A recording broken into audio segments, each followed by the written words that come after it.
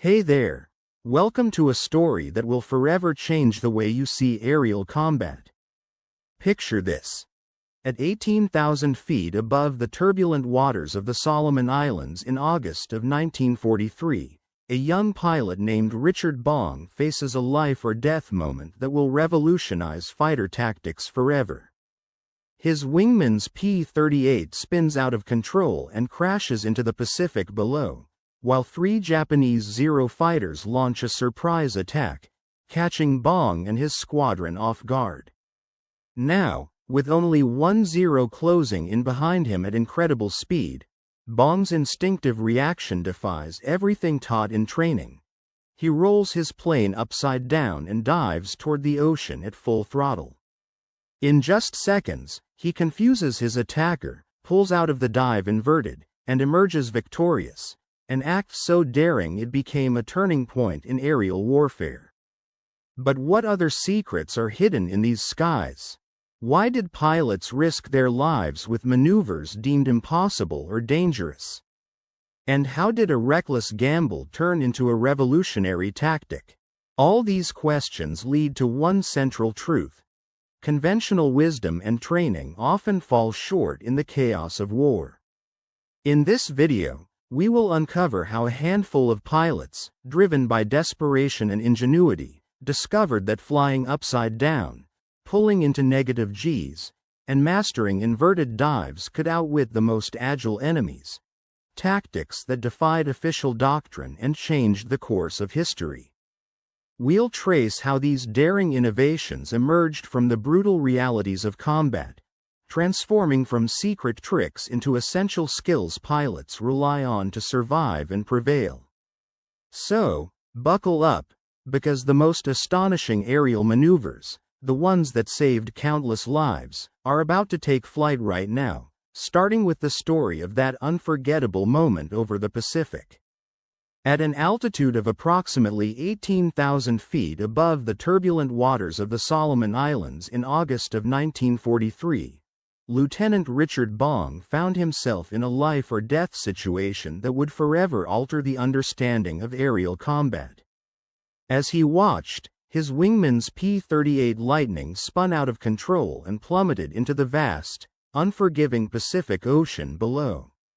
Moments earlier, three Japanese Zero fighters had launched a surprise attack, catching Bong and his unit from above, forcing them into a desperate defensive posture. Now, he was left alone, with a single Zero pilot bearing down on him from behind, closing the gap rapidly toward his tail. In response, Bong instinctively executed what was considered a standard defensive maneuver, an aggressive, sharp right bank combined with full throttle power in an effort to gain altitude and outmaneuver the enemy aircraft. His aim was to climb away from the threat, leveraging the aircraft's capabilities to escape the impending danger. However, the Japanese pilot, skilled and relentless, responded by tightening his turn, maintaining pressure, and closing the distance with remarkable precision. With the Zero nearly in firing range, the threat became imminent. Within perhaps 4 seconds, the pilot behind him would unleash a barrage of 20mm cannon fire that could tear through the P-38's fuselage. What transpired next was something no official flight manual could have prepared him for. In a split second, Bong made a daring, unconventional decision. He rolled his aircraft completely upside down, a move considered reckless and outright forbidden in training, and then sharply pulled the stick forward. Instead of climbing away from danger as he had been expected to do, his inverted aircraft plunged downward toward the ocean's surface. The move was counterintuitive, risking catastrophic structural failure or a loss of control, yet it achieved its purpose. Because his plane was upside down, he pulled the nose in a direction that the Zero pilot had not anticipated, effectively confusing the attacker's aim. Blood rushed painfully to Bong's head, and in those critical moments, his vision blurred, edges turning red as adrenaline flooded his senses. For 2 vital seconds, he struggled to read his instruments and make sense of his situation while inverted. Then, with a deft and desperate maneuver, Bong rolled his aircraft back to a level attitude at around 12,000 feet. When he looked up, the Japanese Zero was above him, overshooting his position and completely out of alignment. Somehow, Bong had survived what appeared to be an impossible situation. Not only that, but in doing so, he had stumbled upon a tactic that would eventually revolutionize aerial combat tactics across the Pacific theater. This daring, unconventional maneuver defied every doctrine and principle taught at flight schools across the United States. Aviation instructors, whether in California or Arizona, had specifically warned pilots against negative G flight, implying the risks of engine failure, structural damage, or incapacitating the pilot. Warnings based on the understanding that such maneuvers were inherently dangerous and likely to cause catastrophic failure.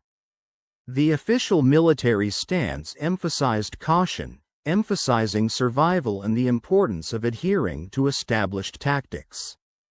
Yet, in the brutal reality of combat, where immediate survival was paramount, these warnings often seemed secondary. Once a Zero pilot gained a firing solution, once he had locked onto his target, those theoretical threats became less relevant than the imperative to stay alive long enough to shoot back or escape.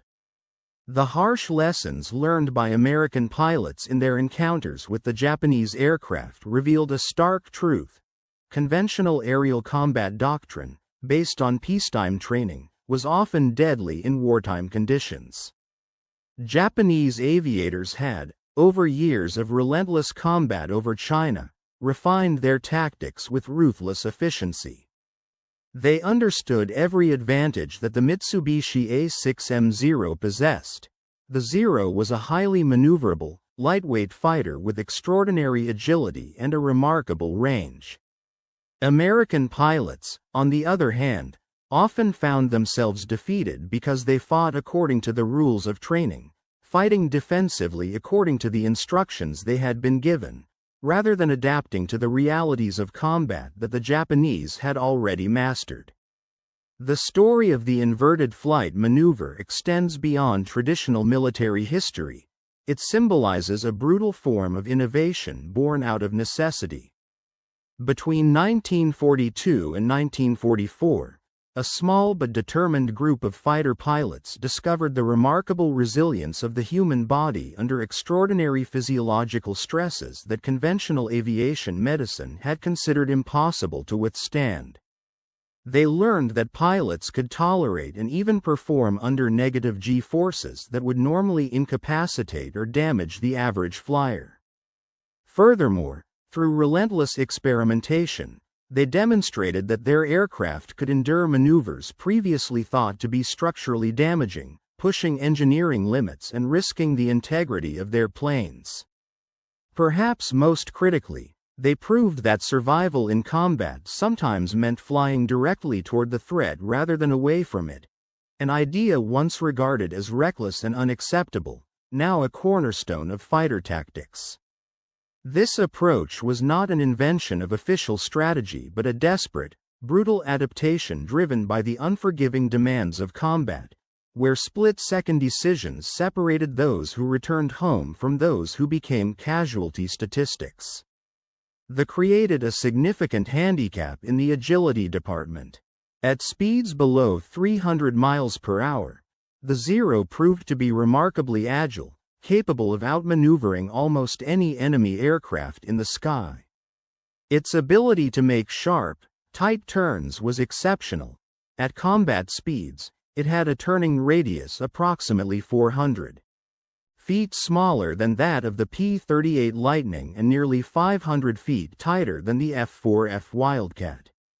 In the classic dogfight scenario, an aerial melee centered on turning and maneuvering, the kind emphasized in American pilot training, the Zero pilot could simply circle within his opponent's turn, maintaining such tight control that he could quickly line up a firing solution.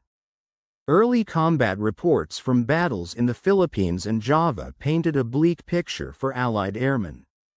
American pilots attempted to employ the boom and zoom tactics, a strategy involving high-altitude dives, firing volleys, then climbing away, hoping to exploit the American fighters' superior diving speeds and armor.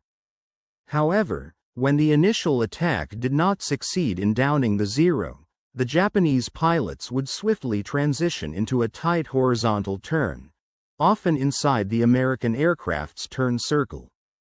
When the American pilot attempted to follow this maneuver, he found himself on the outside of the circle, rapidly losing energy.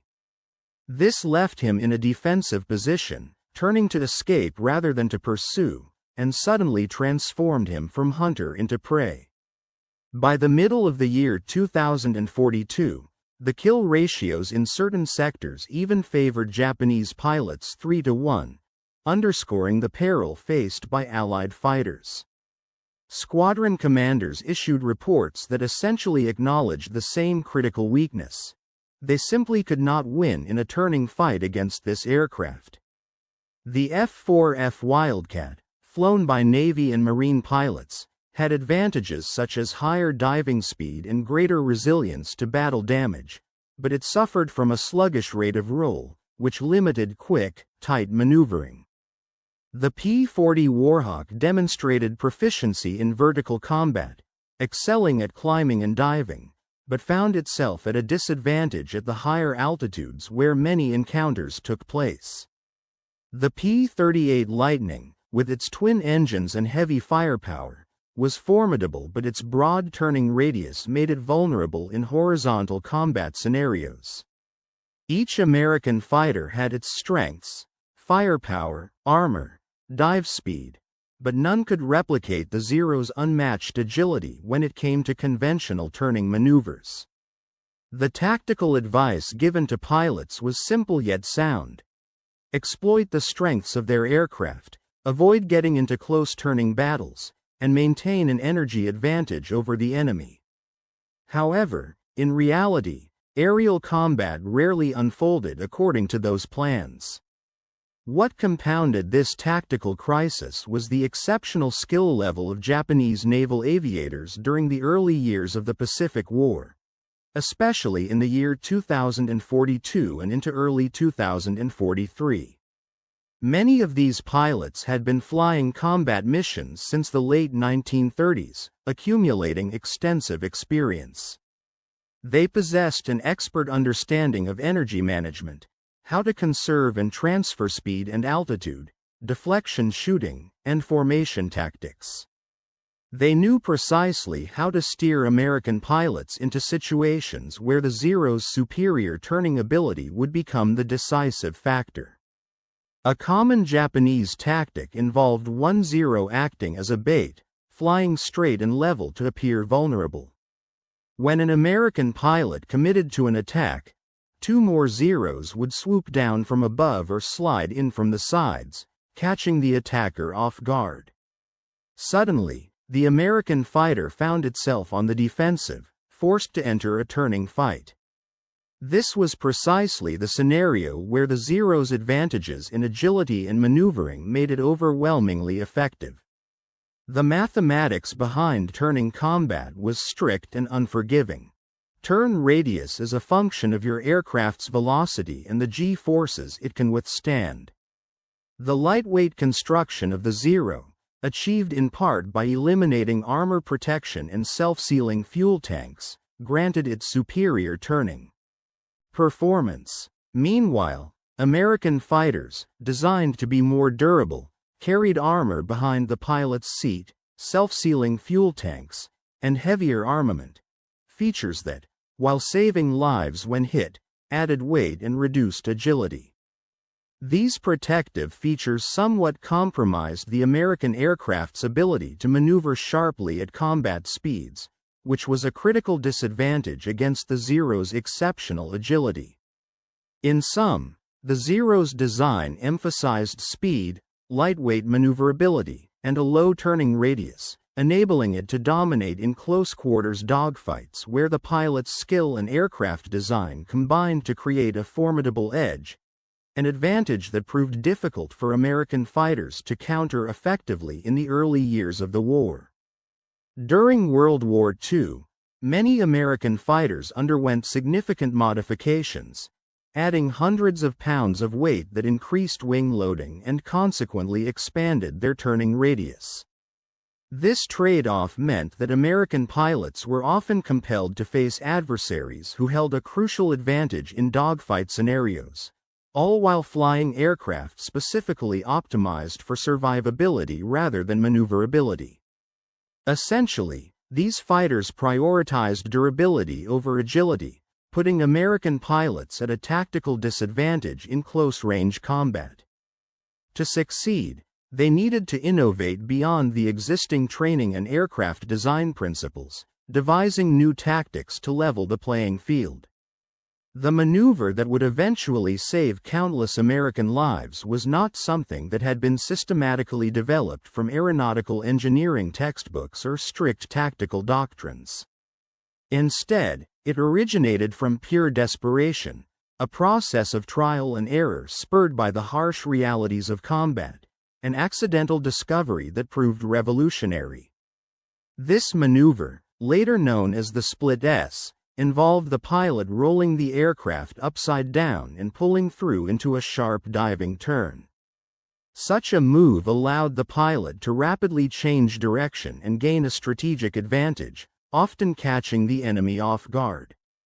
In normal, level flight, pilots experience what is known as positive G-forces, those that push blood away from the brain toward the lower extremities.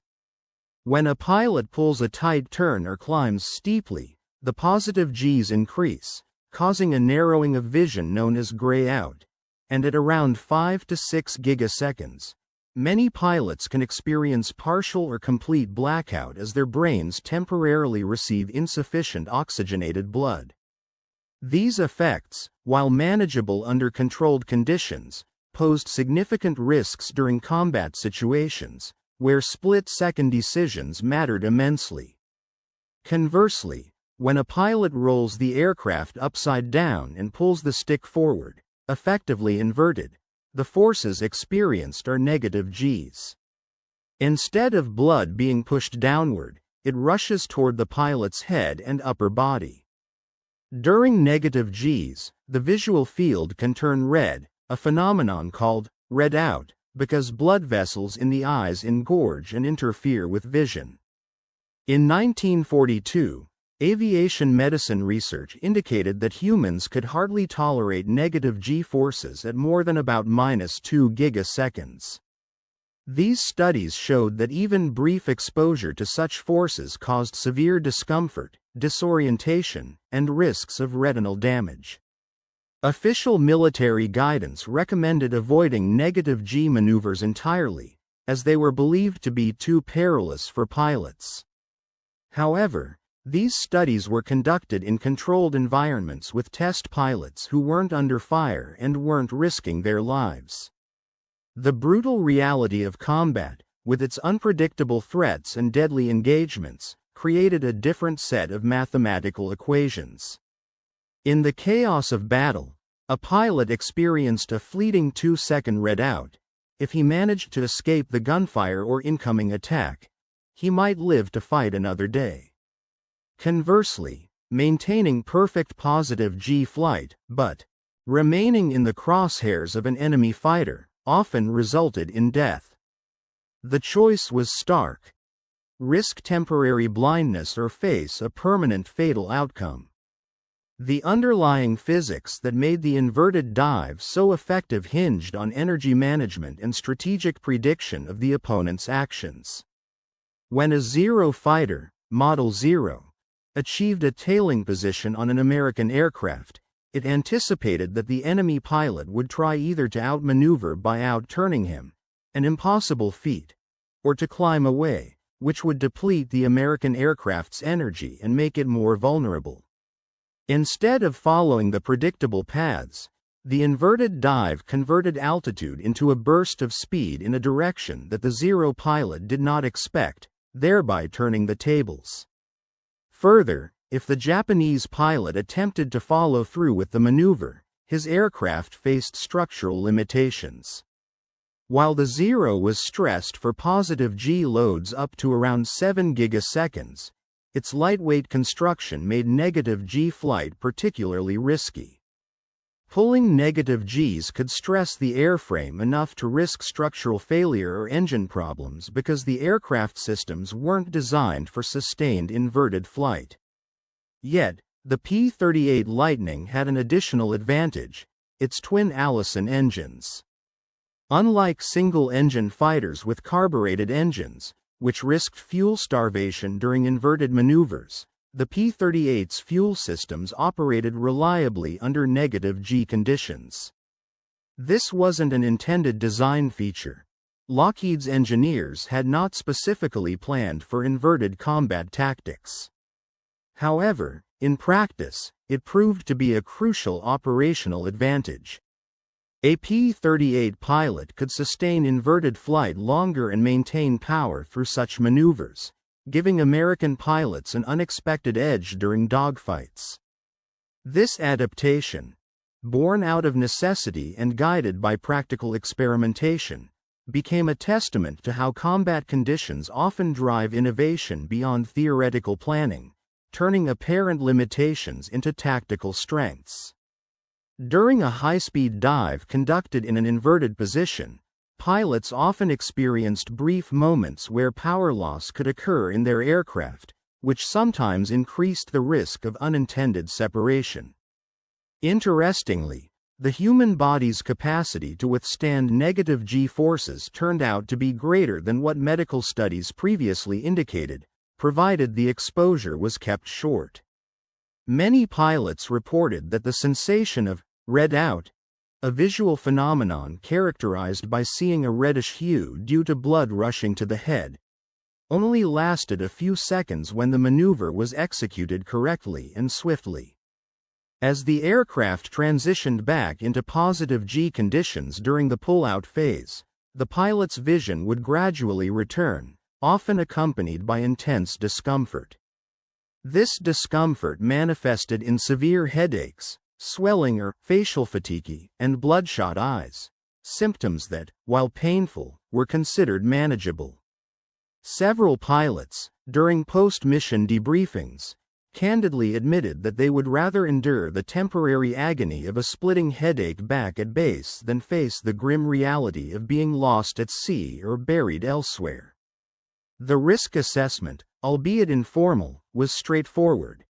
Negative G maneuvers, though painful, were less deadly than other combat hazards, yet they still carried significant danger. Negative G forces could cause considerable pain, but pilots often remarked that the pain inflicted by enemy cannon fire was far worse. Among the first to deliberately utilize inverted dives as an offensive tactic was Major Thomas Lynch of the 39th Fighter Squadron, who flew P-38 Lightnings from Port Moresby, New Guinea. Lynch's deployment of this tactic marked a significant shift from instinctive responses to a conscious tactical choice. On April the 11th, in the year 1943, Lynch led a four-plane patrol over the Huon Gulf when they encountered a formation of 8 Japanese Zero fighters at 20,000 feet altitude. Instead of engaging in a typical horizontal dogfight upon closing in on the enemy, Lynch immediately rolled his aircraft upside down when the lead Zero came within firing range. He then pulled into a steep dive, accelerating his P-38 to over 400 miles per hour, and subsequently leveled out at around 8,000 feet.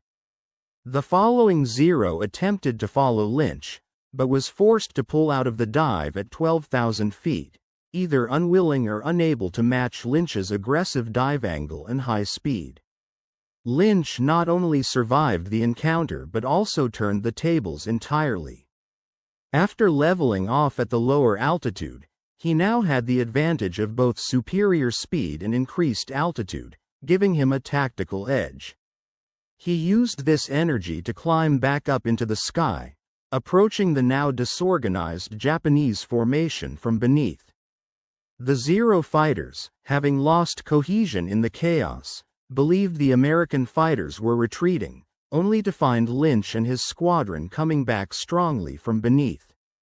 Utilizing the element of surprise, Lynch engaged the enemy, shooting down 2 Zeros in the process. The other pilots in his squadron, inspired by his example and following their leader's example of inverted diving, survived the engagement without suffering any losses.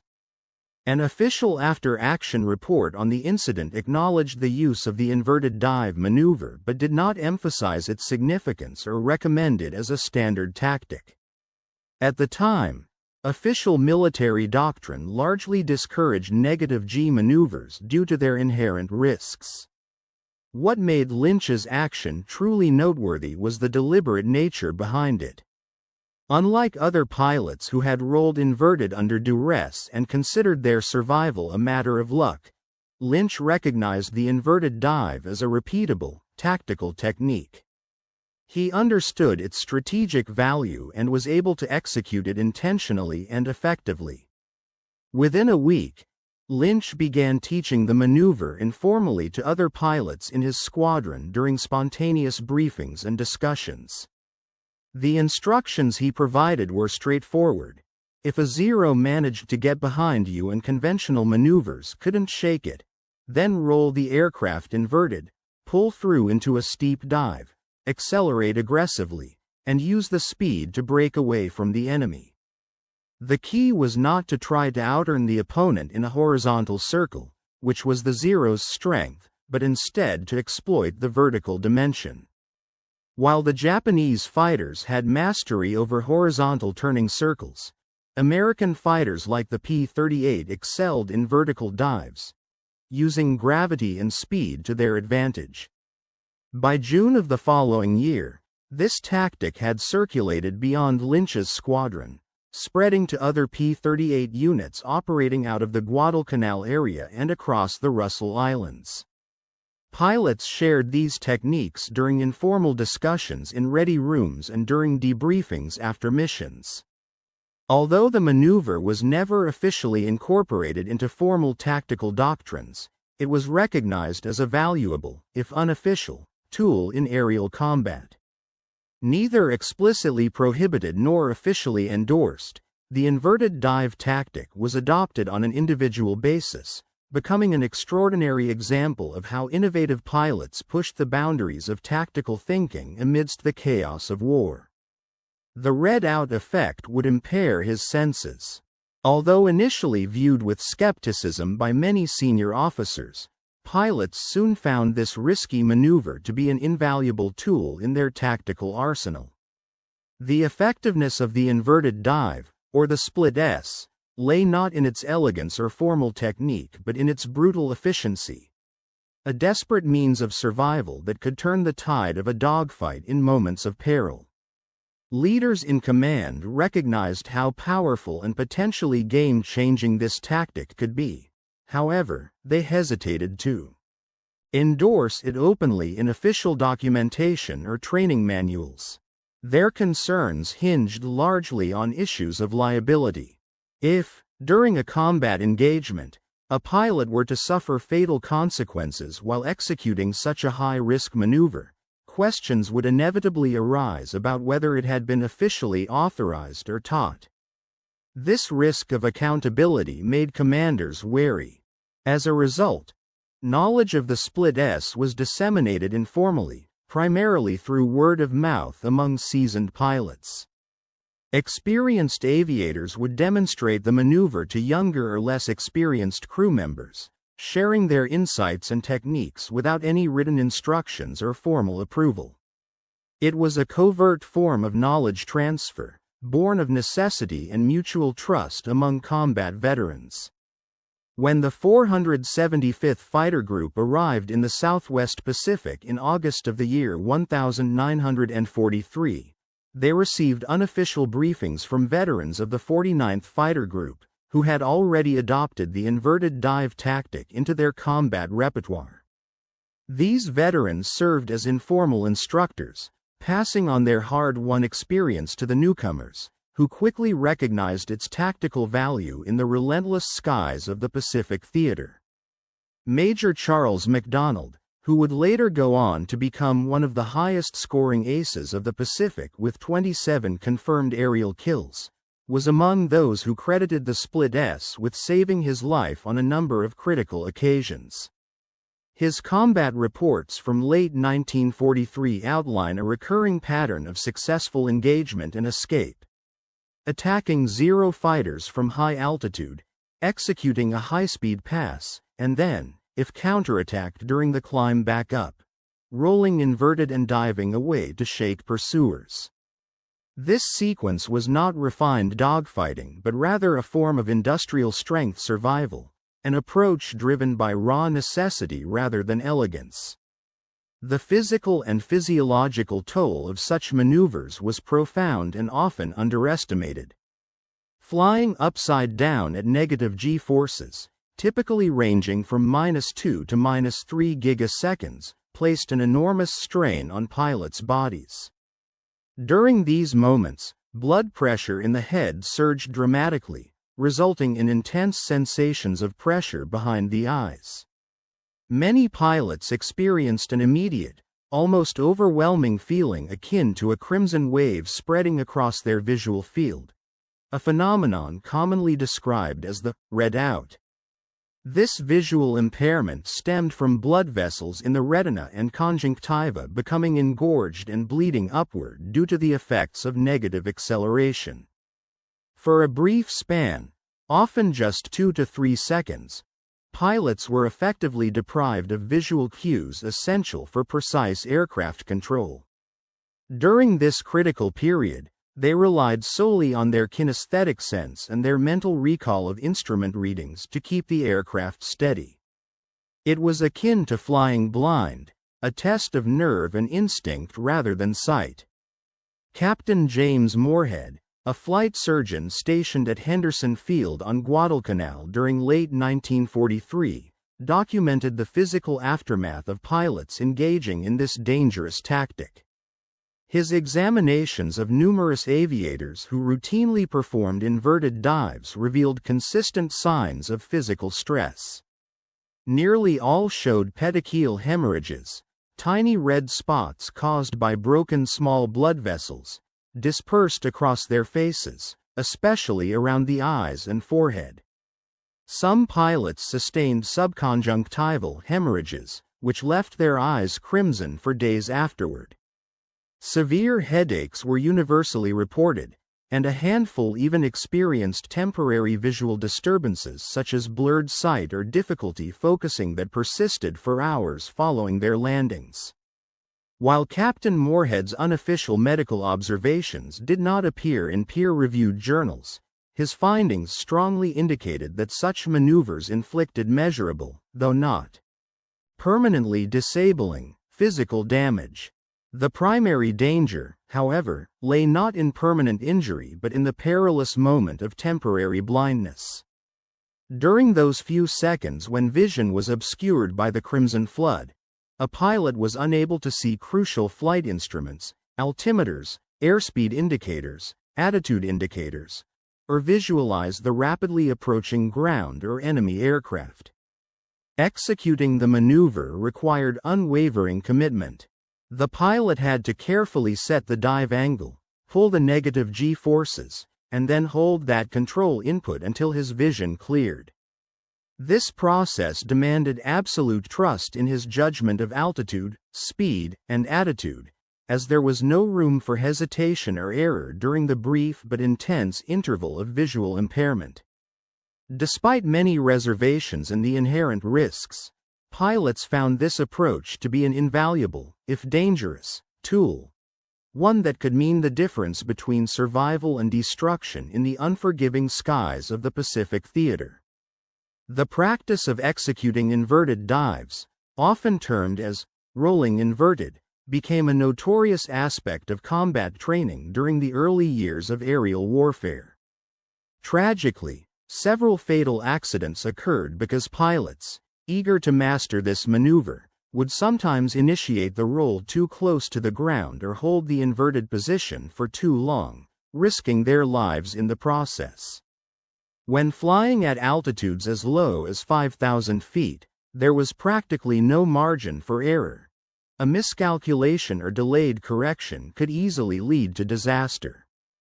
Conversely, at higher altitudes, such as 15,000 feet, pilots had some additional time to respond and recover, transforming the complex mathematical calculations involved in the maneuver into essential components of survival. Pilots quickly learned that descending below 8,000 feet while inverted was an unacceptably risky endeavor unless they faced imminent death by other means. Experienced pilots developed various techniques aimed at reducing the time spent in the critical phase of the maneuver. Some would tense their neck and facial muscles dramatically, attempting to restrict blood flow to their heads to prevent blackout during negative G-forces. Others discovered that by rolling inverted but pulling on the stick more gently, sacrificing some of the control responsiveness, they could maintain a partial view of their surroundings throughout the maneuver. This choice often came down to a difficult judgment call. Pushing to maximum negative G would achieve the fastest separation from a pursuing enemy aircraft, but it would also cause the pilot to lose all visual reference, an outright blackout. On the other hand, moderating the G-forces allowed the pilot to keep some visual feedback, albeit at the expense of the maneuver's speed and effectiveness. In practical terms, most pilots opted for maximum separation, accepting temporary blindness as a necessary risk. They believed it was better to be visually impaired for a few seconds and survive than to be semi-aware and potentially shot down. The psychological challenge of such maneuvers was profound. Humans are wired through evolution to instinctively shun actions that induce pain or sensory deprivation. Deliberately causing temporary blindness, while being actively targeted by enemy gunfire, ran counter to every natural survival instinct. Yet, pilots learned to override this innate resistance through training and repeated exposure. The first few times they attempted inverted rolls under combat conditions, the experience was terrifying. The second time, the fear persisted.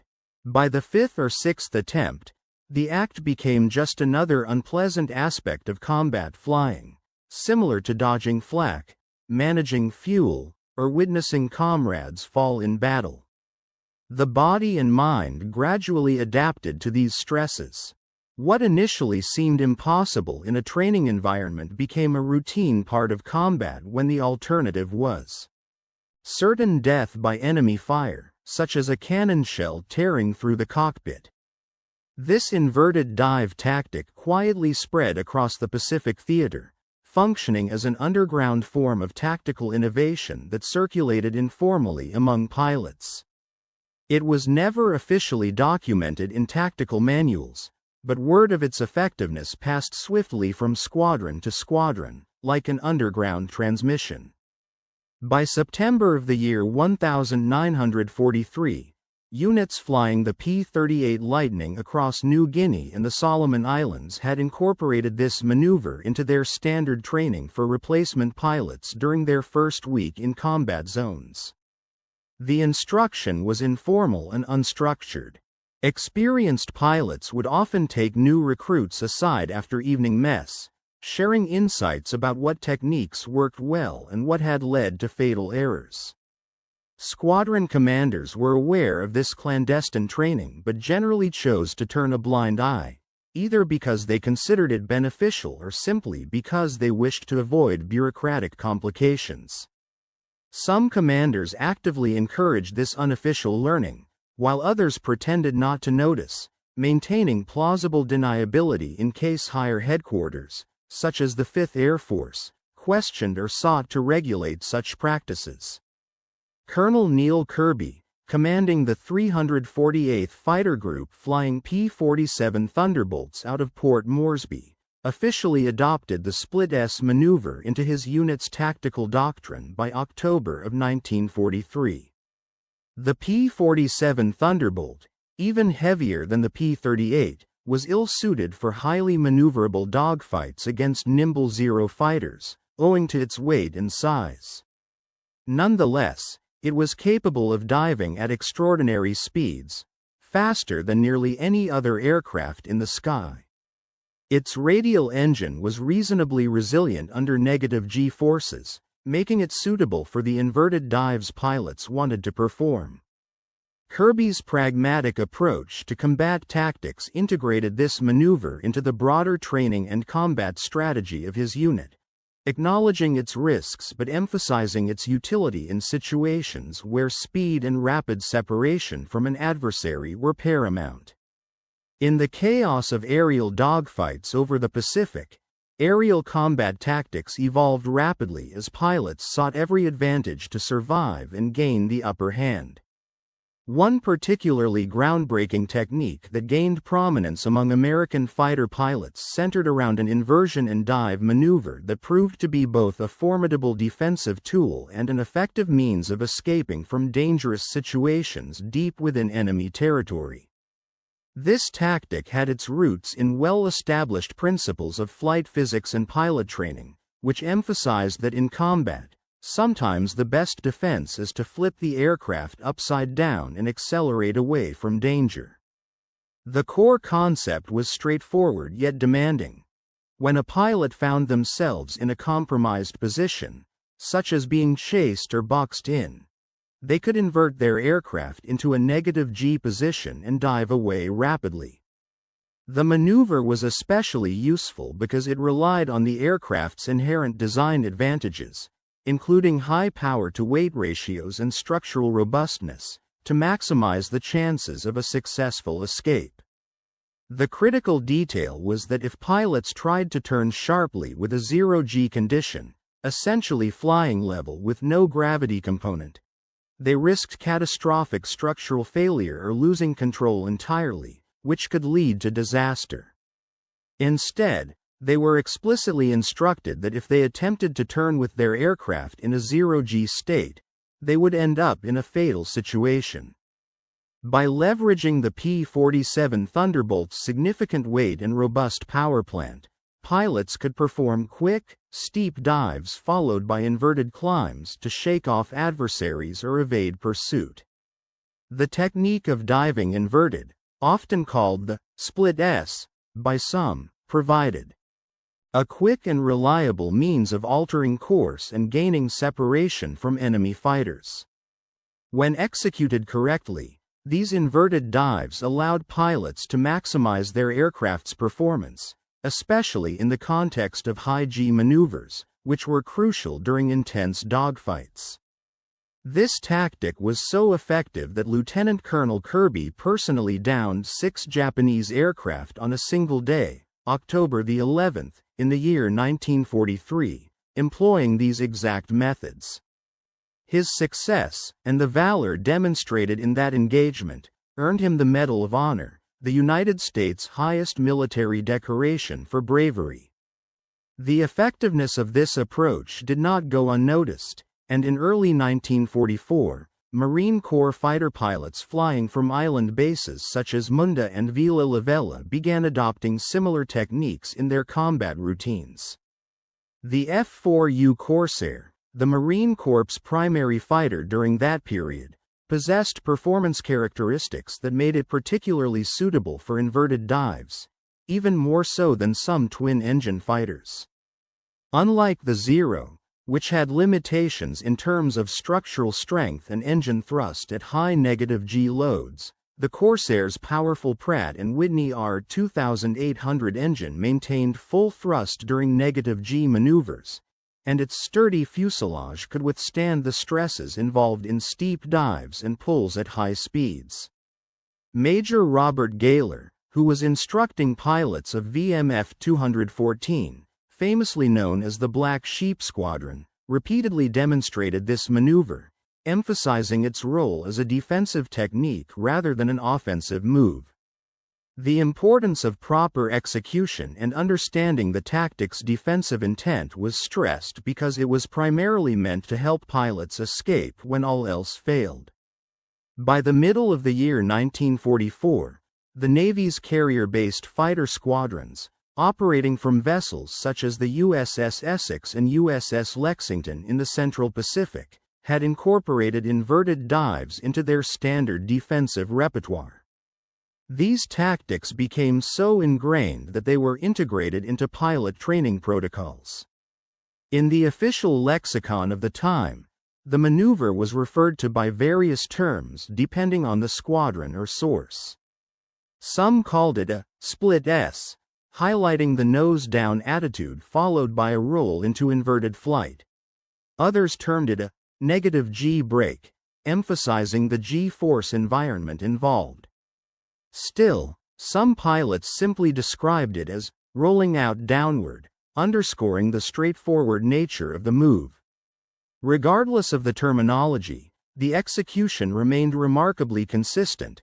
When traditional defensive maneuvers, such as sharp turns or barrel rolls, proved ineffective against a pursuing enemy, pilots were instructed to invert their aircraft and dive away at high speed.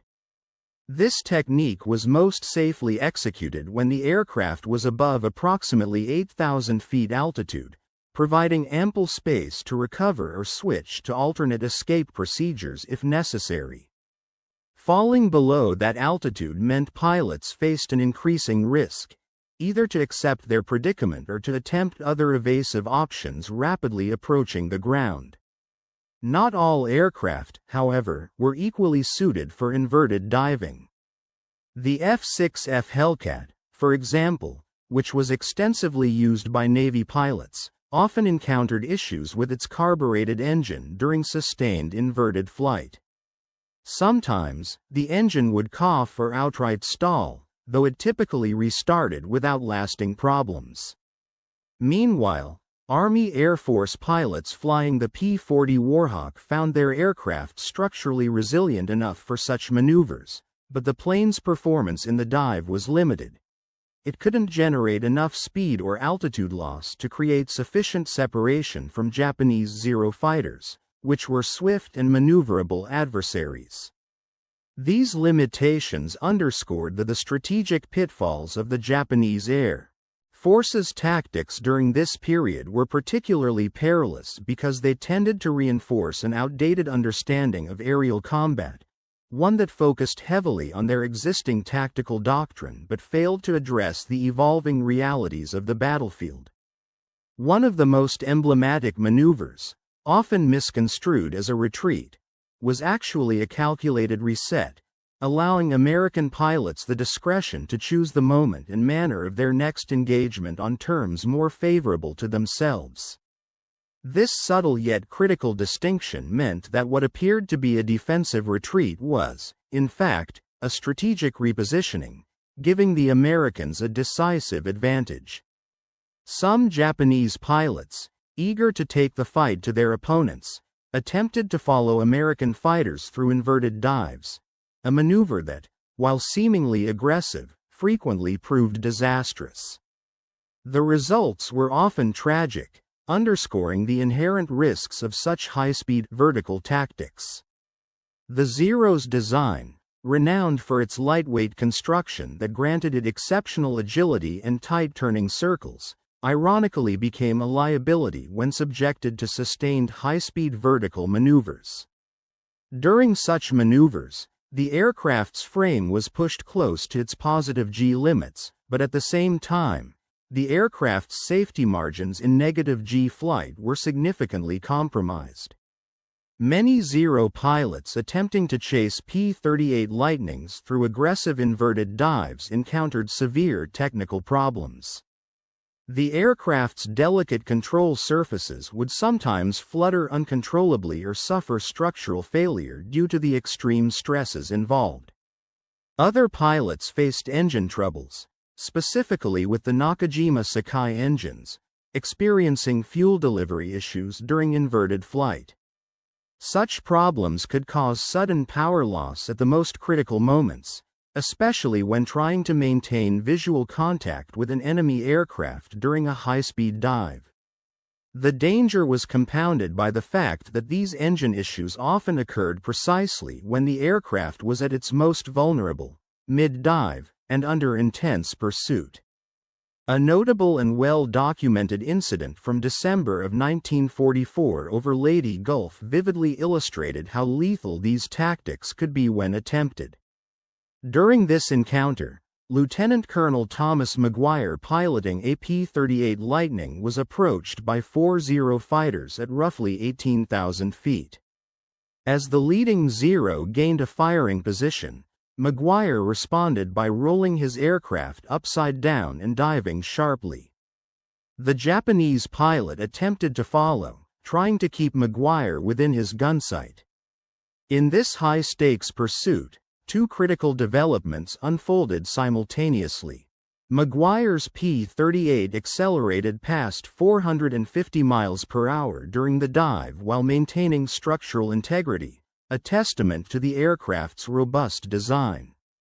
Meanwhile, the pursuing Zero began to experience severe vibration issues around the 380-mile-per-hour mark, a clear sign that the aircraft was approaching its structural limits. Faced with the risk of catastrophic failure, the Japanese pilot was forced to pull out early, sacrificing the pursuit. Maguire, meanwhile, leveled off at approximately 6,000 feet, regained his energy advantage, and successfully shot down two of the 4 fighters. The remaining two retreated, their pilots unwilling or unable to continue the fight. This encounter underscored a fundamental problem for Japanese pilots. By late 1944, their most effective aircraft, the Zero, had become increasingly ill-suited to the new tactical realities of aerial combat. While the Zero had been a formidable machine early in the war, optimized for medium-altitude engagements involving prolonged turning battles, its design advantages waned as American tactics shifted towards high-speed, vertical attacks. As the war progressed, the initial strengths of the Zero, its incredible agility, low weight, and impressive maneuverability, became significant liabilities. Its lack of armor, lightweight structure, and limited dive speed made it vulnerable during high-speed vertical maneuvers. Recognizing these vulnerabilities, Japanese aircraft designers endeavored to improve subsequent models. Later variants of the Zero, along with newer aircraft such as the J-2M Ryusen, boasted enhanced dive capabilities and reinforced structures aimed at withstanding the stresses of vertical combat. Unfortunately, these improved aircraft arrived too late and in insufficient numbers to alter the overall tactical trajectory. The challenges extended beyond aircraft design to pilot training programs, which were unable to keep pace with the rapid evolution of aerial combat techniques. By the year of 1944, Japan found itself losing experienced pilots at an alarming rate, faster than new pilots could be trained and seasoned for the battlefield. The training programs for newcomers had been shortened and simplified, focusing primarily on basic flying skills and traditional dogfighting tactics, which lacked the emphasis on energy management and vertical combat techniques vital for modern aerial warfare. There simply was neither the time nor the resources to teach pilots advanced maneuvers that could have allowed them to effectively exploit their aircraft's full potential. Meanwhile, American training programs had incorporated lessons learned through extensive combat experience, emphasizing energy tactics, vertical maneuvers, and high-speed attacks. This disparity in training quality and tactical understanding further widened the gap between Japanese and American pilots, contributing to the declining effectiveness of the former in the increasingly advanced and fast-paced aerial battles. By late 1944, veteran pilots arriving in the Pacific theater were already well versed in the techniques of inverted diving, a maneuver that had become a crucial element of aerial combat tactics during the intense years of World War II. These seasoned aviators, many of whom had flown numerous combat missions, possessed knowledge of inverted dives long before they engaged in their first actual dogfight. This shift in understanding marked a significant reversal in the traditional flow of tactical expertise. Once the Japanese pilots, often considered the most experienced fighters in the Pacific, had held the advantage through their familiarity and mastery of local combat conditions, but by this stage of the war, the knowledge of advanced combat maneuvers was increasingly in the hands of Allied pilots. The development and refinement of inverted dive tactics between 1943 and 1945 became so ingrained that they persisted well beyond the formal end of the conflict. These techniques transitioned from emergency survival measures into standard practices, deeply embedded within fighter tactics and doctrines, even if often without explicit acknowledgement of their origins in the desperate, innovative efforts of pilots flying aircraft like the P-38 Lightning and the F-4U Corsair, who fought relentlessly for their lives in a fierce aerial battleground. Today, modern fighter pilot training programs, such as the renowned Navy Fighter Weapons School, popularly known as Top Gun, incorporate negative G maneuvers as essential components of defensive flying, recognizing their value in creating separation from enemies and gaining tactical advantage. The terminology used to describe these maneuvers has evolved over the decades. Current pilots refer to such actions as a negative G pushover or an unloaded roll, yet the fundamental physics and strategic intent remain identical to the techniques first devised and understood by Thomas Lynch during a critical campaign over New Guinea in April of 1943. Lynch's insights into negative G maneuvers laid the groundwork for a new dimension of aerial combat, enabling pilots to outmaneuver opponents by exploiting the forces of gravity and aircraft design. During the Korean War, American pilots began employing these same tactics against the advanced MiG-15 fighters built by the Soviets. The MiG-15 boasted exceptional performance at high altitudes and could outearn most American aircraft in horizontal, level flight combat. Recognizing these strengths, F-86 Sabre pilots faced similar challenges as their World War II predecessors, confronting enemy fighters in conditions where traditional maneuvering was insufficient. To counter the MiG's high-altitude advantages and nimbleness, American pilots utilized vertical maneuvers and negative G escape tactics, techniques that allowed them to break free from the pursuer's hold and regain the initiative. Captain Joseph McConnell, who achieved the highest number of kills among American aces during the Korean conflict with a total of 16, attributed his survival in multiple engagements to a maneuver he described as rolling underneath the attacking MiG, an inverted dive executed at jet speeds of around 40,000 feet and 600 miles per hour.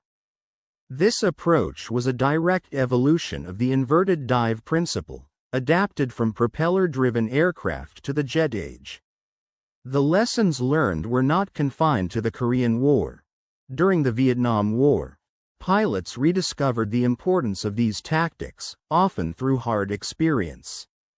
Early in that conflict, American pilots trained extensively for beyond visual range, BVR, missile combat but found themselves unexpectedly engaged in close-range dogfights against agile adversaries like the MiG-17 and MiG-21.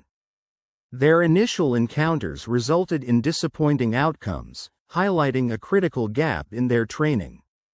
Recognizing the importance of close-quarters combat skills, the United States established the Navy's Fighter Weapons School at Naval Air Station Miramar in 1969.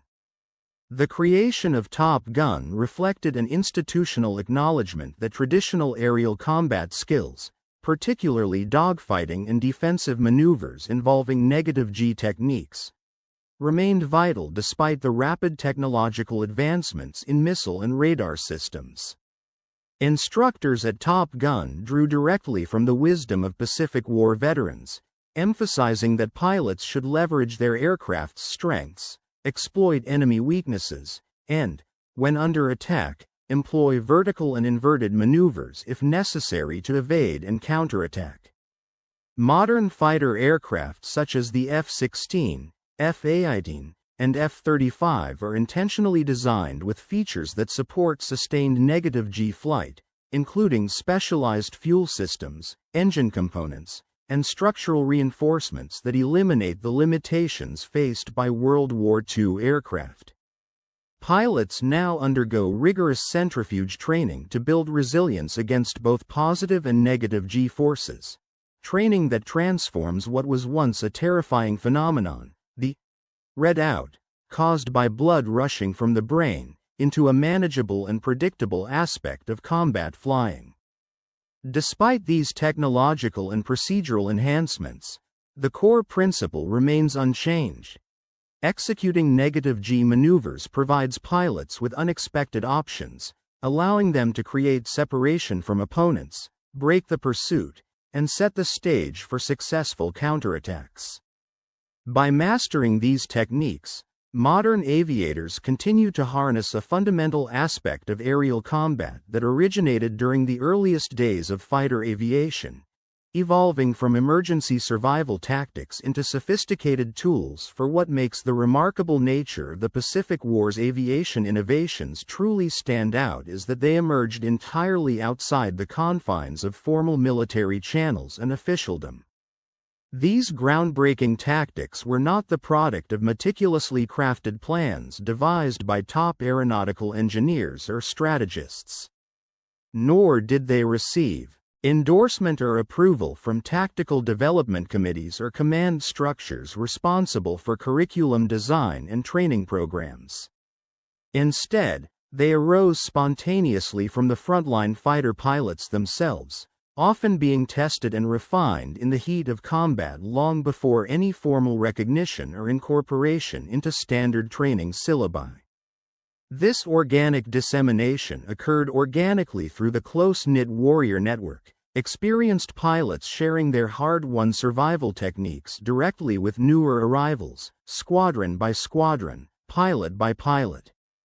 In many cases, the men responsible for inventing these tactics did not receive any recognition beyond the small circles of their immediate units. Most of them remained unaware that their improvised solutions would, over time, influence fighter combat doctrines for the better part of the next 80 years. These innovations were, essentially, a form of guerrilla warfare in the realm of tactics, ad hoc adjustments born out of necessity, driven by the urgent need to survive in the unpredictable chaos of aerial combat. One of the most illustrative examples involves Richard Bong, the United States' leading ace with an astonishing tally of 40 confirmed victories. His survival through the war was largely due to his mastery of vertical combat maneuvers, including the daring practice of flying inverted when the situation demanded it. By doing so, he gained critical advantages that many others would overlook or dismiss. Conversely, Thomas Lynch, who was the first to intentionally employ a similar tactic in combat, met his end over the Philippines in March of 1944. His death was not due to failure or flaws in the tactic itself. Rather, it underscored a harsh reality. Combat flying remains statistically lethal, regardless of a pilot's skill or ingenuity. The true legacy of these daring pilots and their innovative tactics isn't measured merely in medals, citations, or official accolades. Instead, it endures in the ongoing training of fighter pilots today, who continue to practice rolling inverted and executing negative G maneuvers as an essential part of their defensive arsenal. These lessons, born out of desperate necessity in the crucible of Pacific aerial combat, forged a new set of rules and techniques. Rules that pilots had to write and rewrite on the fly, literally mid-flight. The lineage of these innovations is a testament to the bravery, ingenuity, and instinctive problem-solving of the pilots who, faced with deadly peril, tore up the rulebook and created new paths to survival in the skies.